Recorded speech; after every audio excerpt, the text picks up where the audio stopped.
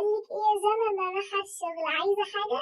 عايزة سلامتك يا ماما، بس ما تتأخريش عليا عشان انت كل يوم بتتأخري عليا وانا ببقى قاعدة خايفة. ماشي يا حبيبتي، مش هتأخر عليك، بس خلي بالك على نفسك. حاضر يا ماما، متقلقيش عليا. ماشي يا جنى، عايزة حاجة؟ لا يا ماما، عايزة سلامتك. ماشي، باي. باي يا ماما. ايه ده؟ هي ماما اتأخرت كده ليه؟ قايلة لي انها مش هتتأخر وانا دلوقتي قاعدة زهقانة. طب اعمل ايه؟ انا جاتلي فكرة، انا ممكن انزل العب مع صحابي ولما تيجي هقول لها. ولا عشان هي قالت لي متنزليش الشارع؟ لا، انا هسمع كلام ماما ومش هنزل الشارع. يا ترى البنت بتعمل ايه دلوقتي؟ اكيد بتسلي وقتها، دي بنتي وانا عارفاها. انا هقعد العب شوية.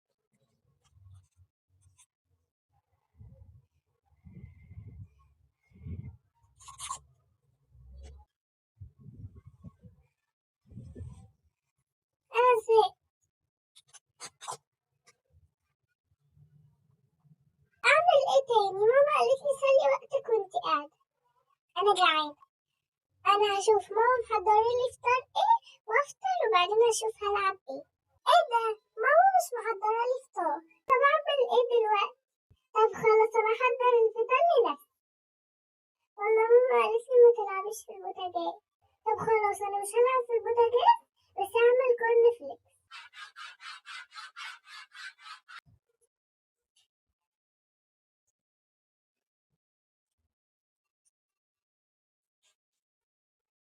الحمد لله، انا خلاص كده شبعت.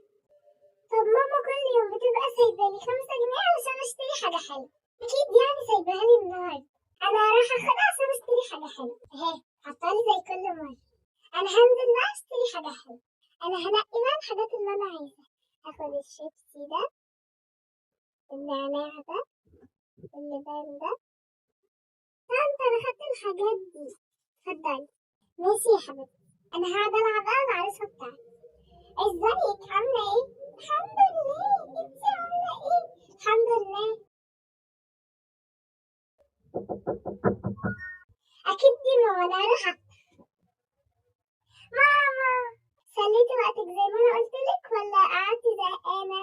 لا يا ماما، طبعا سليت وقتي. قوليلي بقى كده عملتي ايه؟ ماما، انا عملت لنفسي كورن فليكس وخدت ال5 جنيه اللي انتي دايما بتسيبيها لي ونزلت جبت حاجة حلوة.